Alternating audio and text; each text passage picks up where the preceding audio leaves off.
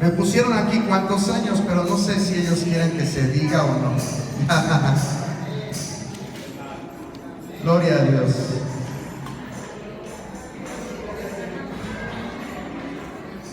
¿Cuántos?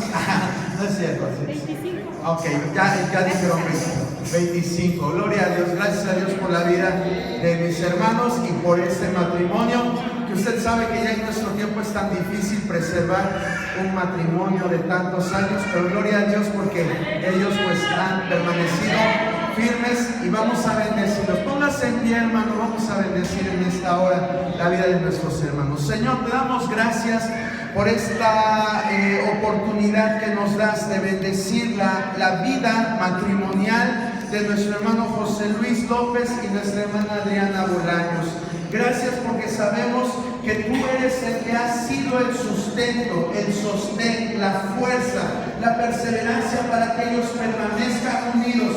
Sabemos que en ocasiones no es fácil, Señor, seguir adelante en una vida matrimonial, pero sabemos que tú eres, Señor, quien por tu voluntad y por tu gracia los has mantenido.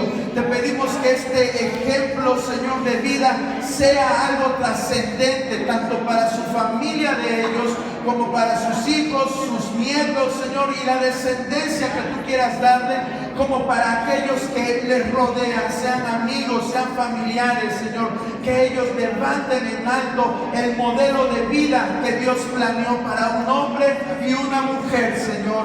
Ayúdales, bendícelos, suple toda necesidad, Señor. Contesta, Padre, y sigue bendiciendo a su familia, a sus hijos, a Adriana, a Pepe, Señor, bendícelos en el nombre de tu Hijo amado Jesucristo. Gracias te damos, Señor.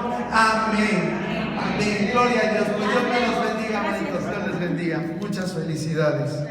Bueno, ahora sí vamos a Jeremías capítulo 9, 23 y 24. Vamos a leer Jeremías capítulo 9, 23 y 24. Voy a leer el 23 y juntos vamos a leer el 24. Jeremías 9, 23 y 24 dice así la palabra del Señor. Así dijo Jehová: no se alabe el sabio en su sabiduría, ni en su valentía se alabe el valiente, ni el rico se alabe en sus riquezas. Todos juntos, mas alábese en entenderme y conocerme, que yo soy Jehová, que hago misericordia, juicio y justicia en la tierra, porque estas cosas quiero, dice Jehová. Puede sentarse en esta hora, hermano. Gloria a Dios que está usted en esta hora para escuchar esta palabra. Es una palabra de exhortación, pero en medio de la exhortación va la bendición. Fíjese qué bueno es Dios, hermano, porque en medio del exhorto que nos hace, siempre va implícita la bendición. Y si obedecemos, pues lógico que obtendremos esa bendición. Empieza el verso 23 haciéndonos reflexionar. ¿A quién tenemos en primer lugar? ¿Cuál es nuestro motivo o nuestro afán principal sobre la tierra? ¿De qué nos sentimos contentos? Ya no le voy a decir orgulloso, sino de qué nos sentimos satisfechos, de qué nos sentimos felices, de qué nos sentimos con logro en la vida. Hay muchas cosas que nosotros podemos lograr y nos dan satisfacción. A veces son cosas muy grandes que muy pocas personas las pueden llegar a alcanzar, y eso es lo que hace que nos sintamos bien. O hay cosas quizás sencillitas, pero que a final de cuentas nos satisfacen porque es algo que nosotros teníamos interés de hacerlo, conseguirlo o lograrlo. Aquí la palabra nos habla de tres cosas de las que se gloría el hombre. Dice: no se alabe el sabio ¿en qué? En su sabiduría. Vamos a ver primero este punto. Dice: no se alabe el sabio en su sabiduría. Hay personas que Dios dota de un conocimiento, una sabiduría tremenda. A mí me sorprenden muchos de los dichos que decía Albert Einstein. Usted sabe que él fue un gran físico de mediados del siglo pasado, pero independientemente de su conocimiento científico, era también un gran pensador. Y cuando he leído algunas de sus frases que él dejó ahí plasmadas y que todavía hoy en nuestro tiempo siguen vigentes, digo, ¿qué capacidad tenía este hombre para responder? Porque eran preguntas que le hacían. Haga de cuenta que usted va caminando y de momento alguien le sale al encuentro y le hace una pregunta. Y este hombre, Albert Einstein, siempre tenía una respuesta precisa que dejaba con la boca abierta a las personas. Era un hombre muy inteligente. Se comprobó que su coeficiente intelectual estaba por encima del promedio de las personas. ¿Qué decir de Jesucristo? Que siempre que lo trataban de atacar las personas, sus enemigos, él siempre tenía una respuesta que dar. Era sorprendente. Y yo no dudo que aquí haya personas que han logrado muchas cosas gracias a su conocimiento, gracias a su mente, gracias a su capacidad de procesar las experiencias y las vivencias adquiridas. Eso es la sabiduría. Y yo no lo dudo, pero la palabra de Dios hace una exhortación, dice: no se alabe el sabio en su sabiduría. A veces esa sabiduría o conocimiento, vamos a llamarlo, se ve plasmado en títulos universitarios, en títulos que te dan a ti la oportunidad de ir escalando en conocimiento. Y hay muchas personas que viven así. Hoy fíjese que muchos jóvenes lo que buscan es esto. Yo conozco una persona que vivía de sus becas. Era una persona muy inteligente y vivía de sus becas. Ahora sí, vivía de sus becas, no de sus rentas, sino de sus becas. Sí, es una persona que la mandaron al Cinvestat del Politécnico. Es un centro de investigación que por parte del Politécnico, y ahí estuvo haciendo doctorados, maestrías, y como era becado, pues vivía de eso, ¿sí? Y le perdí la pista, pero ya había terminado su carrera. Ya había terminado los estudios básicos, vamos a llamarle así, estudios superiores básicos, y seguía estudiando. Y eso a él le satisfacía, que le dieran el nombre de doctor, el nombre de maestro. Claro, le abría puertas, pero eso era su orgullo. Yo no sé si alguien se sienta orgulloso de ser profesionista, de ser... no voy a mencionar profesiones, pero alguna profesión, y ver colgado su título en la pared. Pero la palabra de Dios nos dice: no se alabe el sabio en su sabiduría. No te alabes de ese conocimiento que tienes, porque al final de cuentas, ¿quién nos da el conocimiento? Dios nos da el conocimiento. Mira que si tú, hace 8 días yo le hablaba de un parto, ¿verdad? Si nosotros permanecemos más del tiempo que deberíamos estar dentro del vientre materno, nuestras células neuronales empiezan a morir. El bebé, el neonato, defeca dentro de la bolsa donde está contenido, defeca y empieza él a absorber eso, se le va a los pulmones, separa su respiración y tiene muchos problemas que afectan su sistema nervioso central. Y aunque probablemente iba a ser un gran genio, pero esas circunstancias hacen que todo se venga abajo. Entonces, fíjese qué frágiles como seres humanos somos, hermano. Qué frágiles. Por eso es que Dios dice, no se alabe el sabio en su sabiduría. Y después en segundo lugar dice, ni en su valentía se alabe el valiente. Hay personas que quizás no fueron dotadas con un gran cerebro, pero son personas que son buenas, vamos a llamarle así, para los trancazos, para entrar. Le estoy dando un ejemplo solamente, ¿verdad? La valentía implica muchas cosas. Y de eso se siente orgulloso, ¿verdad? En la escuela, cuando íbamos a la escuela, siempre había un niño que le gustaba sonarse a todos. Y eso lo hacía sentirse bien. Era como dicen por ahí, el macho alfa, ¿verdad? Del grupo. Y todos querían ser sus amigos de él. Las jovencitas ya en la adolescencia querían ser novias del más fuerte, del mejor, ¿verdad? ¿Por qué? Porque se sentían protegidas. Y esa persona, lógicamente, que se sentía bien de tener esa fama, vamos a llamarle así. Y hay personas que les gusta esto, ¿sí? Viven de su apariencia, de lo que pueden llegar a hacer. ¿Sí? Ya no le menciono otra cosa, las personas que viven de su físico, los modelos, las modelos, que viven y de eso se sienten orgullosos.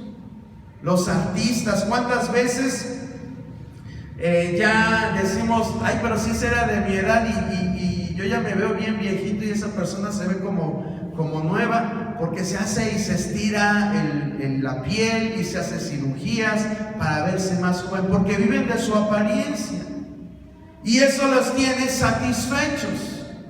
Sí. Aunque aquí no dice el más guapo, no se alabe el más guapo, ¿no? Pero estoy hablando de características físicas. Ya vimos características intelectuales. Ahora la palabra de Dios nos habla de valentía, podemos tomarle como características físicas. Y hay personas así, incluso puede ser que aquí haya alguna jovencita o algún jovencito que se sienta orgulloso de sus características o sus atributos físicos, pero la palabra de Dios les está recomendando a estas personitas que no se sientan o no se alaben de su valentía o su apariencia física. No se alaben de eso. Ay, pero si estoy bien bonita, si estoy bien guapo, pues no te alabes de eso. Y finalmente, Jeremías, inspirado por el Espíritu Santo, dice que tampoco se alabe el rico en sus riquezas. A lo mejor no tenemos capacidades intelectuales, a lo mejor no tenemos un buen físico, pero eres bueno para los negocios. Y como una persona buena para los negocios, empiezas a acumular y empiezas a acumular. Y dice un dicho por ahí callejero, dice, dinero mata carita, ¿verdad? Una persona con dinero puede conseguir, lógicamente, es algo de allá afuera, puede conseguir lo que quiera. Y eso lo hace sentir bien. Vas y si tienes los suficientes recursos, te compras una bolsa de quizás 24,000 pesos, una bolsa de mano de 24,000 pesos. O unas joyas valuadas en millones de pesos. Y te sientes orgulloso. Vas a una fiesta con tus mejores galas y se siente orgullosa la gente. Incluso sabe que este tipo de problemas hasta lo he visto en iglesias. Iglesias que compiten por ver quién tiene la mejor tecnología. ¿Quién tiene los mejores instrumentos? ¿Quién tiene las mejores computadoras, los mejores, hasta los micrófonos? Que yo ni les veo la marca a los micrófonos, pero hay gente que dice, ay, ese es un micrófono ahí chafita. ¿Sí? En todo eso, en todo ese tipo de problemas, el Señor nos dice que no se alaben. Cuando Cristo venga por la iglesia, pues no se va a llevar el teclado, no se va a fijar si es un Roland o si es un Casio, o si no, él no se va a fijar en eso. Viene por personas. Tampoco se va a fijar si estamos sentados en una banca o en una silla o en una butaca. Pero desgraciadamente este tipo de problemas pues se infiltran también en los lugares de adoración. Ay, tu iglesia en bancas, ya cambia, pon unas butacas acolchonaditas para que los hermanos se duerman y no se les tuerza la cabeza, para que duerman a gusto, ¿verdad? Es un ejemplo, pero fíjense cómo eso, alguna de estas tres cosas también en la iglesia se infiltran.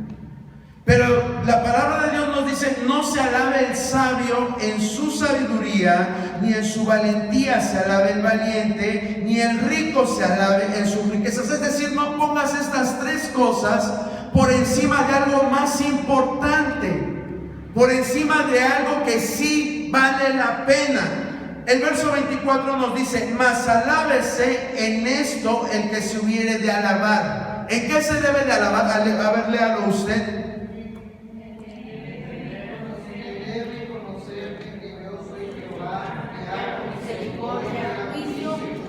Hasta ahí. Sí, dice: mas alabe, los que no leyeron, dice: mas alábese en esto el que hubiere de alabarse. ¿En qué? En entenderme y conocerme. En entenderme y conocerme. ¿Quién es el que está diciendo esto? ¿Jeremías? No, lo está diciendo Dios a través de la inspiración que puso en Jeremías.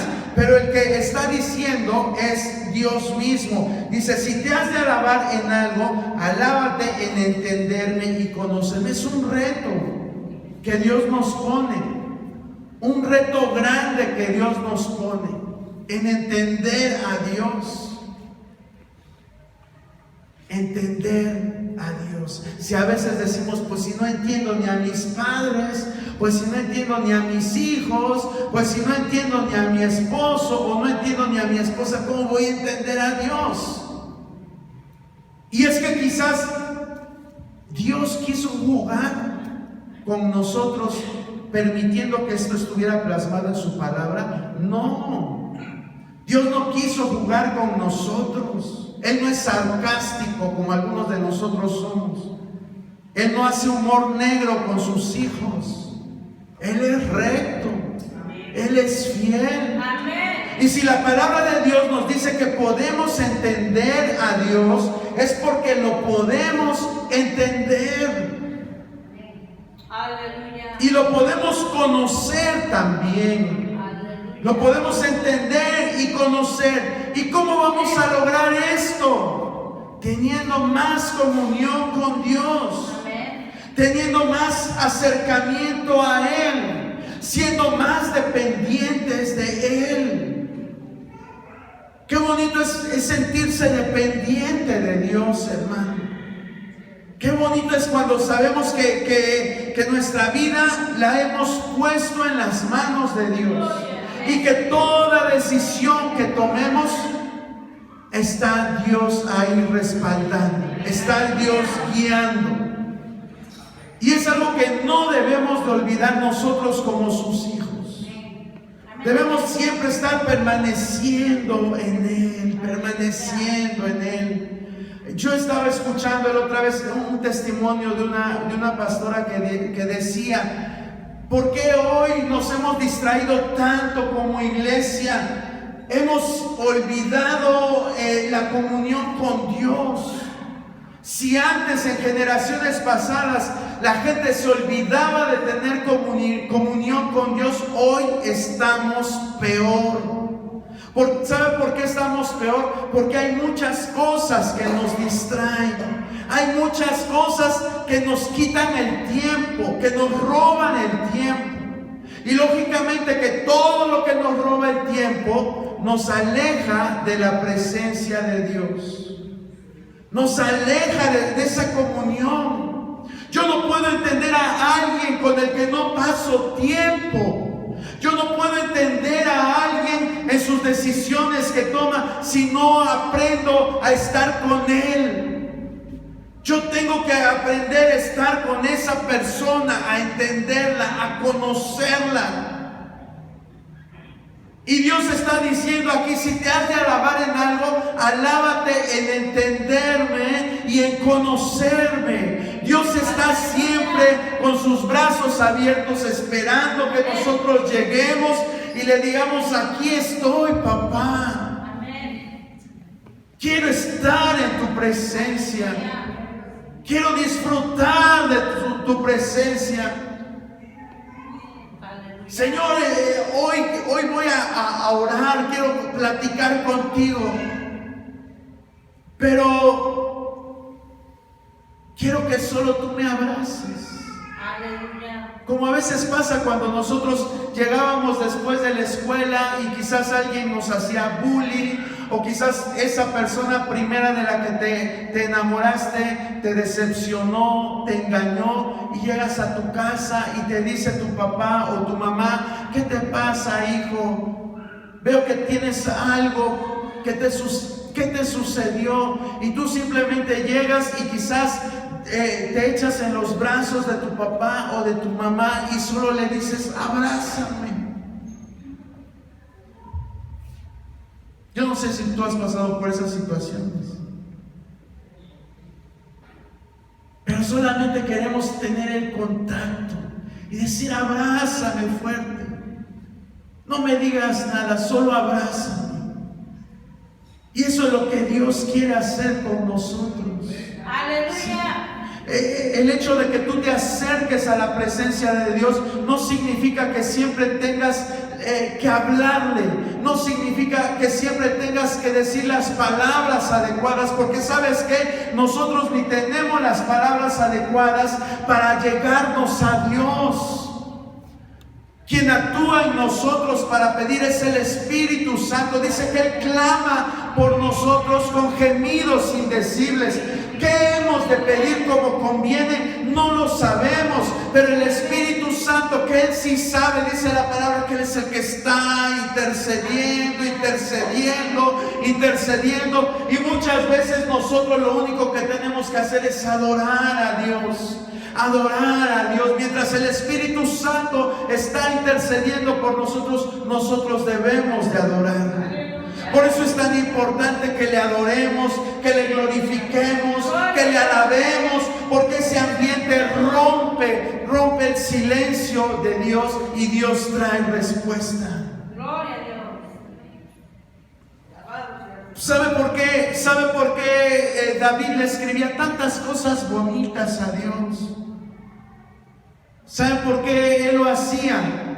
Porque a través de eso él tocaba el corazón de Dios. Pero en muchas ocasiones él hacía espacios. Usted sabe que cuando en un salmo dice Selah, significa un lapso de tiempo. ¿De cuánto tiempo? No lo sabemos.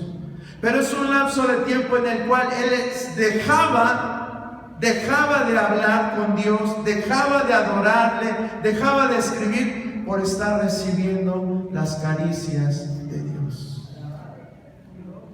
¡Qué relación, hermano!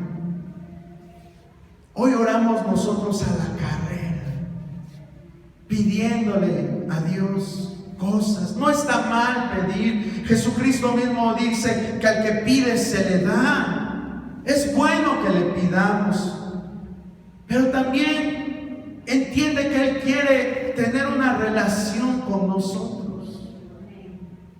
Una relación en la cual le digamos, Señor, hoy me fue mal.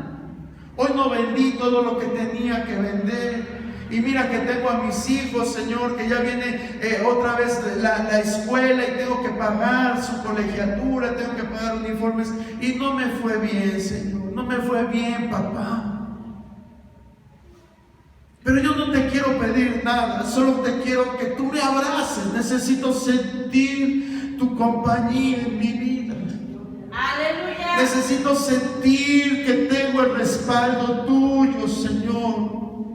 Amén. Necesito que tus alas, Señor, me abracen. Amén. Necesito sentirme cobijado, Señor, en tus alas. Quiero habitar bajo tu abrigo, Señor.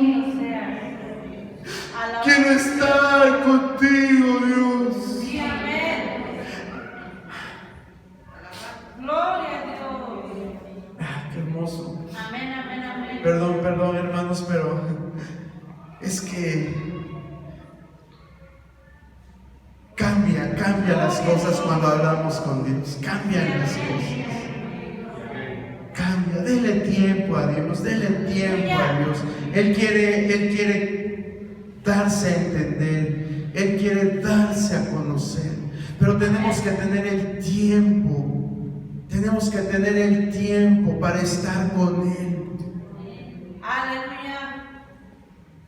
Para que estemos con Él. Él dice aquí la palabra, Él nos dice más adelante, dice, yo hago misericordia, juicio y justicia en la tierra. Dice, porque estas cosas yo quiero. Y estaba buscando qué es misericordia, porque muchas veces nosotros usamos la palabra misericordia. De hecho, nosotros conocemos este Salmo 136 que dice, porque para siempre es su misericordia. Déjenme ver si es 136. Ya me falla la memoria a veces. Salmo 136, ahí nosotros vemos como el pueblo, y decimos, pero ¿por qué repite tanto lo mismo? Dice, alabad a Jehová porque Él es bueno, porque para siempre es su misericordia. Y todo el Salmo se la pasa diciendo, porque para siempre es su misericordia. Entonces, investigando un poquito, dice, la palabra es hebrea, y es una palabra, bueno, se escribe Gesed, que significa o implica fuerza, constancia y amor. Que implica fuerza, constancia y amor. Esa palabra implica estas tres cosas: fuerza, constancia y amor. Es decir, es un amor constante.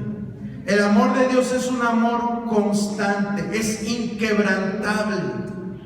Es un amor que no se doblega, que no cambia, que siempre va a estar ahí disponible para sus hijos. Y a lo mejor nosotros pudiéramos decir ejemplos de misericordia, pero un ejemplo que nos pone la palabra está en el libro de Samuel, segundo de Samuel 9, verso 7. Segundo de Samuel, capítulo 9, verso 7. Si alguien lo quiere leer, de favor. Segundo de Samuel, verso 7. 9:7. Le dijo David, no tengas temor, porque yo a la verdad haré contigo misericordia por amor a Jonatán tu padre, y te devolveré toda la tierra de Saúl tu padre, y tú comerás siempre a mi mesa. Gracias, hermana Clara. Ese es un ejemplo de la misericordia divina. Por algo dice la palabra que David era un hombre conforme al corazón de Dios. Y aquí nosotros podemos ver ese gesto de parte de David hacia Mefiboset. Mefiboset, usted sabe que era un descendiente de Saúl, hijo de Jonatán o Jonatán, como usted le quiera decir, pero que tenía un problema. Tenía un problema en sus piernas, y debido a este problema era menospreciado por la sociedad.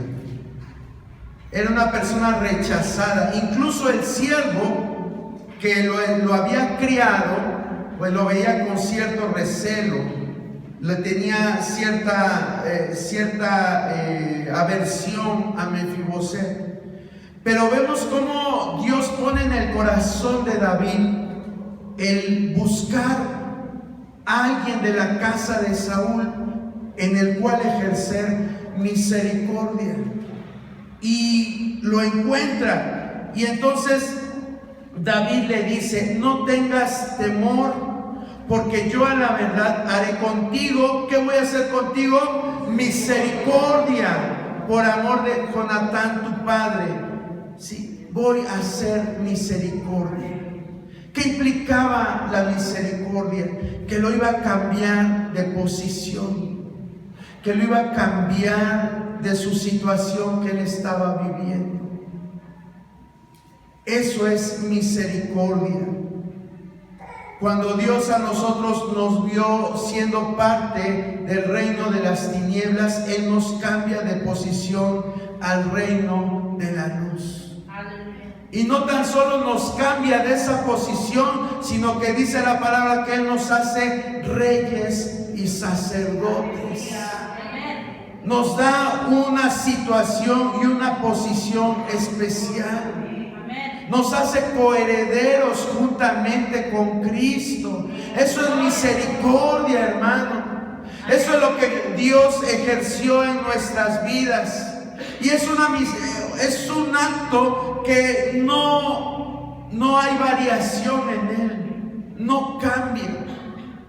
Como cuando nosotros tenemos el ejemplo de una madre y un hijo, y esa madre, a pesar de que el hijo le es grosero, le contesta, la pone en ridículo, en la escuela va muy mal, se quejan de él, la madre siempre es su hijo y no deja de quererlo.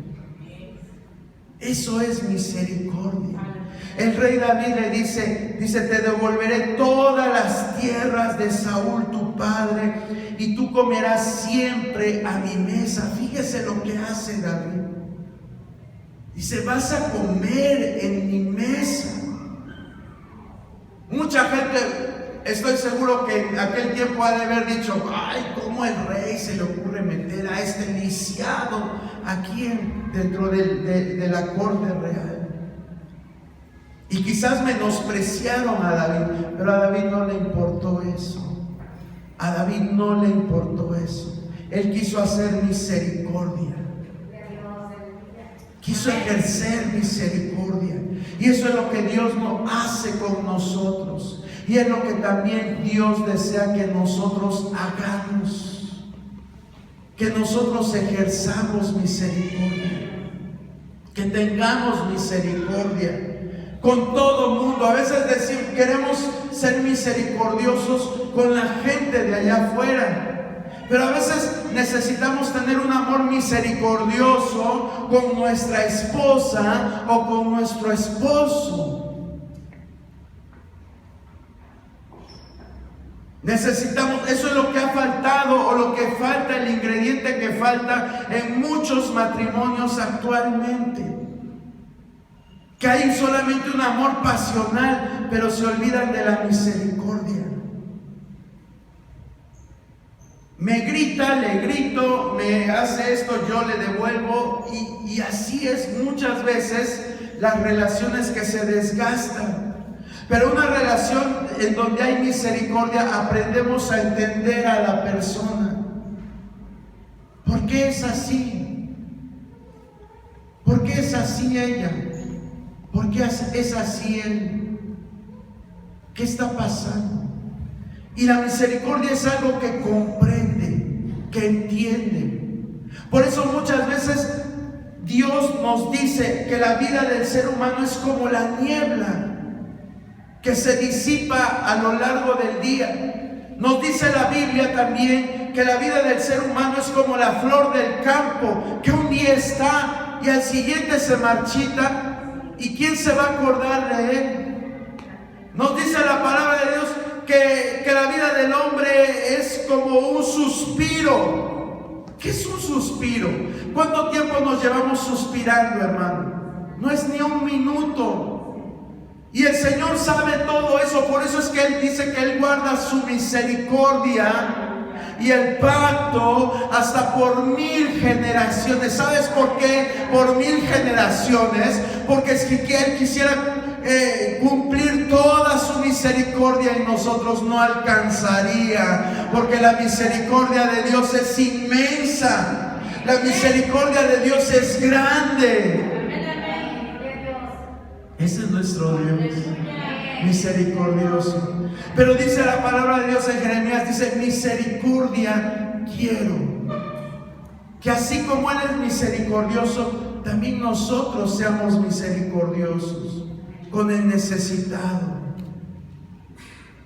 En tu propia casa, empezando con nuestra familia, con nuestros seres queridos. Ahí es donde tenemos que empezar a ejercer esa misericordia,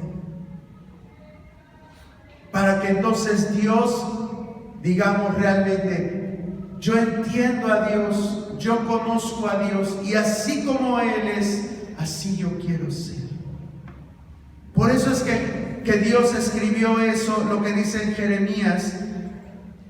Dice, perdí la cita, Jeremías 9, 23, 24 dice, mas alabes en esto el que se hubiere de alabar, en entenderme y conocerme, que yo soy Jehová, que hago misericordia, juicio y justicia en la tierra. Porque estas cosas que dice, quiero. Si en verdad me entiendes, si en verdad te jactas de conocerme. Hay personas que dicen, pues yo conozco a Dios. ¿Y por qué conoces a Dios? Porque yo he leído toda la Biblia. Pero el que leamos toda la Biblia no nos hace conocer a Dios o entenderlo. El diablo se la sabe al derecho y al revés, y no por eso deja de hacer lo que él es. El entender y conocerlo depende de una relación directa con Él. Y es a lo que Dios en esta hora nos está llamando. Después dice, quiero juicio. ¿Y qué es el juicio? Viene de la palabra hebrea que es mishpat, y significa funciones de un juez. Y muchos decimos, pues yo por eso juzgo las cosas. Pero no se está refiriendo a ese tipo de juicios. Hay personas que se la pasan juzgando todas las cosas, criticando, vamos a llamarlo. Y decimos, pues es que la palabra de Dios lo dice. No. Funciones de juez, pero atendiendo una causa. Atendiendo una causa y emitiendo posteriormente un veredicto justo. ¿Y qué es atender una causa? Atender una causa es que yo veo todos los factores de una causa. Y en base al conocimiento de todas estas posturas o factores, yo emito un veredicto que debe de ser justo. Eso es el juicio. Un juicio no está implicado de prejuicios, no está implicado dentro de tradiciones. Un verdadero juicio no acepta el soborno, ni tampoco es parcial. Sí, yo espero que entendamos estas palabras. El soborno es cuando alguien te llega y te dice, pero mira esto, te doy esto, pero si tú dices esto. El ejemplo más claro es cuando tú estás en la escuela y para que te ponga el maestro 10 le llegas con la manzana, ¿verdad? Y le das una manzana. Eso es soborno, ¿sí? Y el soborno hace que el juicio se pierda. También la parcialidad.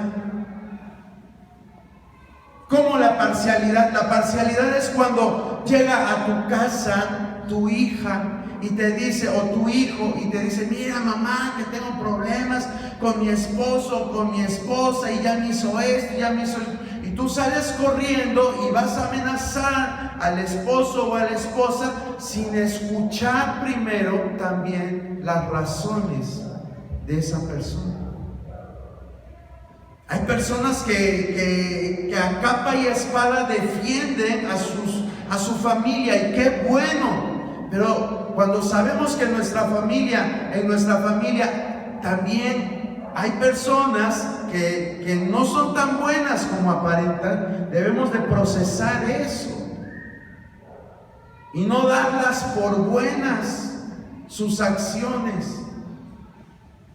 En eso consiste el juicio, no es cualquier cosa el juicio, ¿sí? Isaías 5, 20, 23 nos habla de esto. Isaías 5, 20, 23, si alguien lo quiere leer.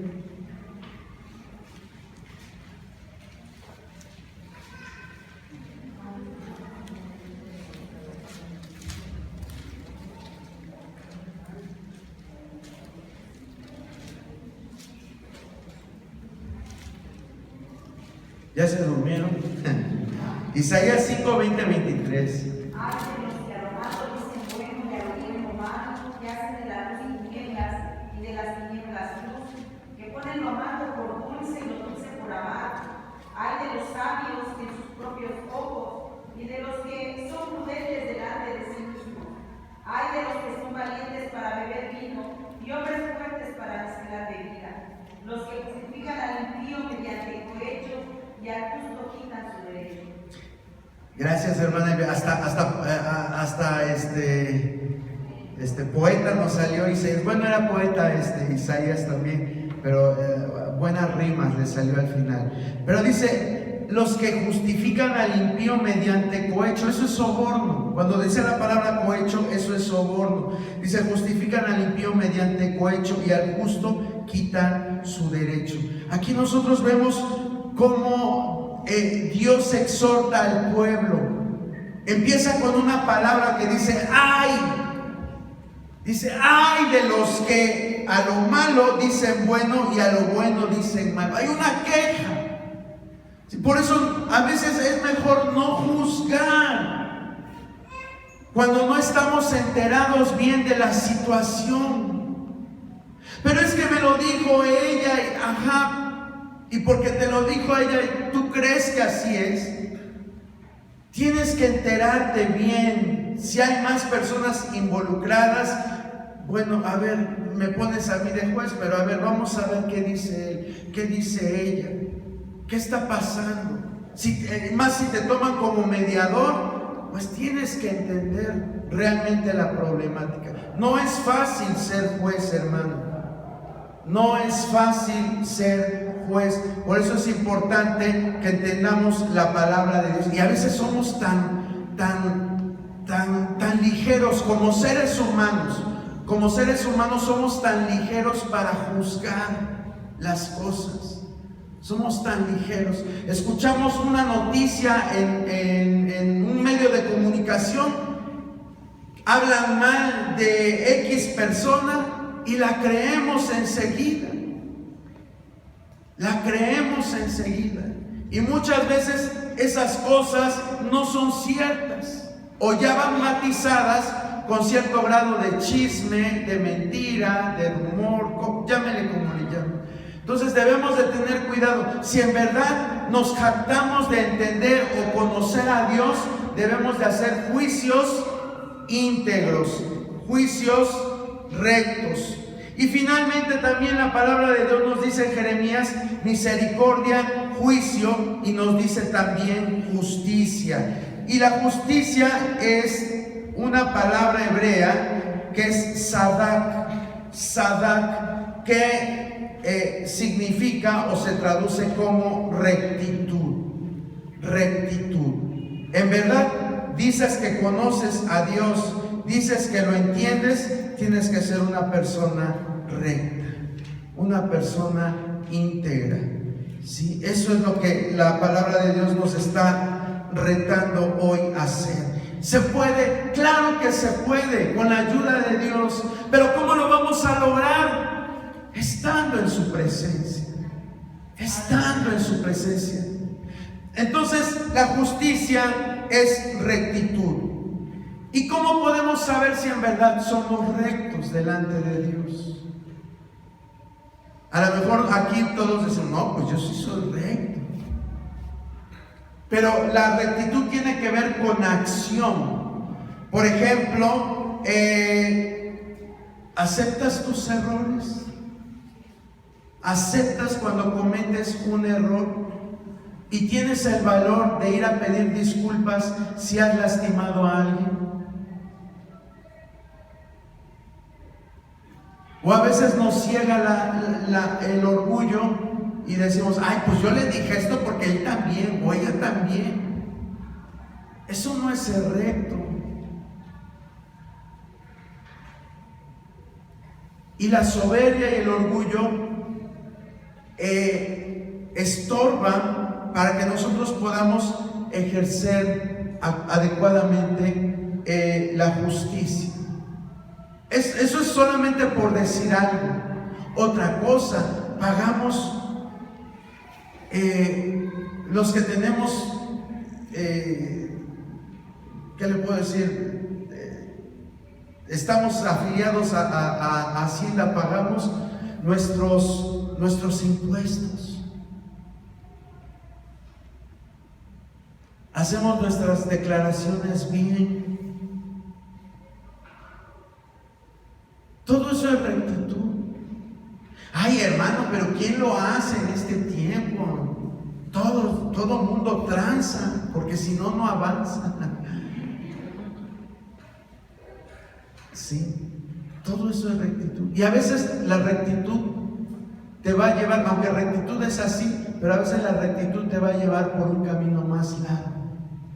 Tú estás viendo que los demás avanzan bien y van avanzando mucho, pero tú dices, híjole, por ser recto me está costando más trabajo. Y a lo mejor es el camino más largo, pero es el camino por el cual Dios quiere que nosotros andemos, por un camino de rectitud. Él ama a los rectos, dice su palabra. Él ama a las personas que son íntegras. Y hoy Dios quiere que nosotros seamos así, que dejemos de hacer cosas indebidas, que dejemos de ocultar nuestros errores, que aceptemos nuestros errores, que si tenemos a alguien que pedirle perdón, pidamos perdón. Todo eso es rectitud. Y eso es lo que en verdad cuenta para Dios. A Él no le interesa que solamente nos aprendamos la palabra. Es bueno aprenderla, claro que es bueno, pero no quiere que la aprendamos nada más y que quede acá, sino que tiene que quedar acá también. Y entonces cuando eso suceda, entonces en realidad podemos decir, yo sí entiendo a Dios, yo sí conozco a Dios. Y esto se logra estando en su presencia, hermano. Esto se logra. Mire que no es fácil ser misericordioso. Mire que no es fácil emitir un juicio. Y mire que no es fácil actuar con justicia. Pero con Dios todo se puede. ¿Qué es lo que necesitamos? Estar con Dios, en su presencia. Estar ahí con Dios. Y Él va a ir cambiando nuestro corazón. Él va a ir cambiando nuestra manera de pensar. Es cuando tú empiezas a andar con una persona que es un empresario exitoso. Tú vas a empezar también a tomar sus, como dicen, sus tips también. Y cuando te des cuenta, tú ya también puedes quizás poner una empresa. Eso hablando humanamente, para ejemplificarles que depende con las personas que tú estés, así tú vas a ser su reflejo. Si nosotros pasamos tiempo con Dios, nosotros vamos a ejercer las cosas, los atributos que Dios tiene, los vamos también a aprender a ejercer. ¿Sabe por qué? Porque Dios es misericordioso, porque Dios es justo y Él ejerce justicia. Y así quiere que sean sus hijos como Él es. Todo eso Él lo hace, hermano. Todo eso Él lo hace. Pero tenemos que tener tiempo para Él. Hoy lo que Dios quiere es que pasemos tiempo con Él. Ya no tanto Facebook, ya no tanto YouTube, ya no tanto Twitter. Van a decir, pero es que ahí yo escucho, hermano, predicaciones que me edifican. Más te edifica la relación que tú tienes con Dios. Más te edifica pasar tiempo con Dios. Más te edifica eso, pasar tiempo con Dios. Él te va a abrir tu entendimiento. Él te va a llevar en las alas de águila y te va a hacer ver que el problema que tú lo ves grandote, desde las alturas vas a decir, qué pequeño es mi problema. Qué fácil es de solucionar ese problema. En verdad, hermano, yo lo he comprobado. He tenido momentos en que ciertas situaciones me han quitado el sueño. Y busco la ayuda de Dios y de momento no, y le pido, pero de momento, en un chispazo de tiempo, Dios te pone las cosas y dices, qué fácil pudiera haber sido esto, solucionarlo, y porque hasta apenas lo pienso, porque los tiempos de Dios son perfectos. Son perfectos. Y tenemos que aprender a esperar. Pero yo lo invito a que aprenda a conocer a Dios. Aprenda a conocerlo. Pase tiempo con Él. Pase tiempo con Él. Póngase de pie en esta hora. Póngase de pie.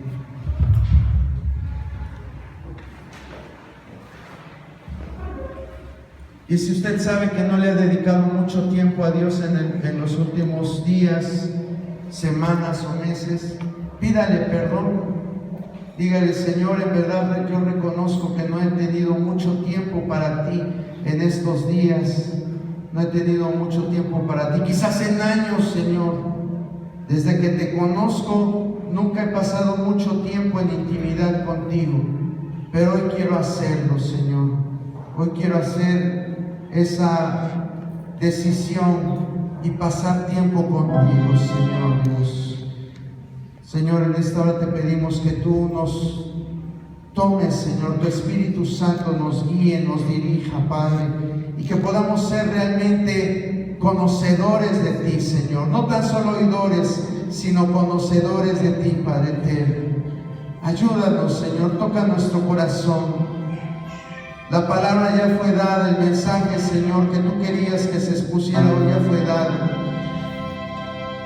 Ahora toca, Señor, que tu Espíritu Santo convenza, Señor Dios. Convenza nuestra vida, Padre. Convenza nuestro ser, Señor Dios. Ayúdanos, Padre eterno. Ayúdanos, Señor Dios, a conocerte en todo momento, bajo cualquier circunstancia, Señor Dios. Queremos conocerte solamente a ti.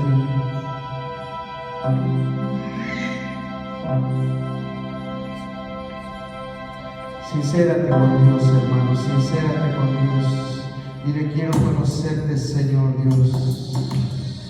Quiero conocerte más y más y más, Señor Dios. Quiero conocer tu voluntad en mi vida, Padre. Quiero que tú hagas todo, Señor Dios, lo que tú tienes que hacer, Señor. Te lo pedimos, que tú te muevas, Señor, en cada corazón, Señor, en cada vida, mi Dios.